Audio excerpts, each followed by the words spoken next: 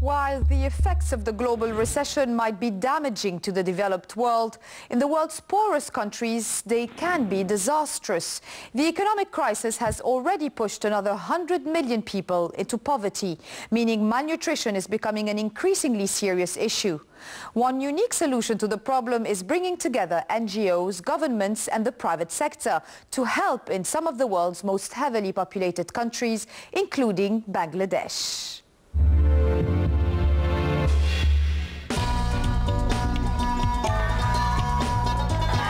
Friday, a day of rest in Gujarat. Children find food any way they can in this shantytown on the outskirts of Dhaka.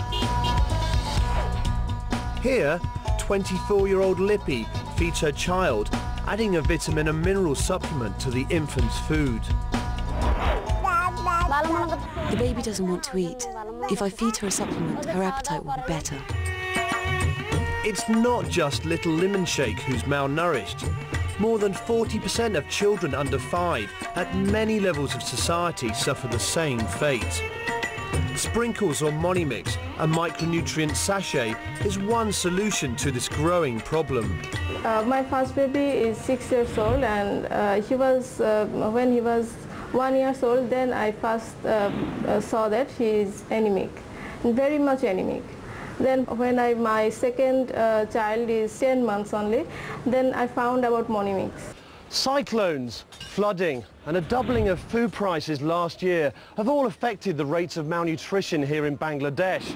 And coping with higher food prices, people have got themselves deeper into debt. And this has made things even worse. The people in the lower socioeconomic stratum of the society, they need to be aware, because you see, micronutrient deficiencies are not visible. A very good and effective way is home fortification, and that can be done if the mother is told and given a supply of small sachets that contain a daily requirement of the micronutrients for this young child. 1 million sachets are now sold every month for around 3 US cents each. The benefits for growing children are huge, but convincing both the public and the government to stay the course is tough. Nutrition is a public good, and nutrition is one of those tricky public goods where results are not easily visible. So even the government found it difficult to justify investment in nutrition because you couldn't see things happening, except that you have a generation of malnourished children. Their real impact on the economy comes only 5, 7, 10 years down the road. That's why SMC is making a song and dance. The privately managed, not-for-profit organisation spearheads the project with more than 600 of these theatres across Bangladesh every month. The goal? To raise awareness about malnutrition and the benefits of using sachets. Donors can buy and give free to the people, but then there is a limit to it.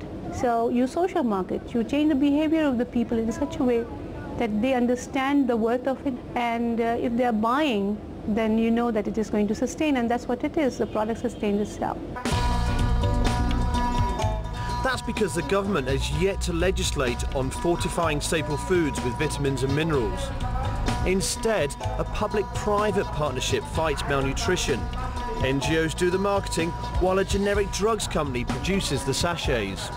I think business coming into this area is actually very beneficial. And if you can establish that this is a viable business, private sector is going to come in and address the issue of malnutrition more effectively than any government program could.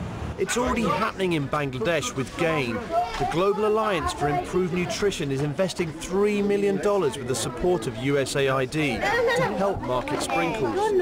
The aim is to reach nearly 7 million children. GAIN has always opted to work in countries where the need is high, and also there is a possibility of showing some success. Bangladesh, the problem is huge. There is a malnutrition problem. In addition, Bangladesh also has the capacity to run a program. They have a robust private sector which can actually do such things. With the successful rollout of sachets through public-private partnerships, hopes are now pinned on adding micronutrients to cooking oil, rice and wheat flour.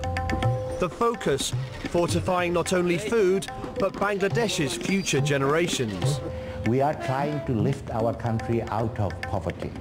At the root of everything lies the question of health. We need a healthy population.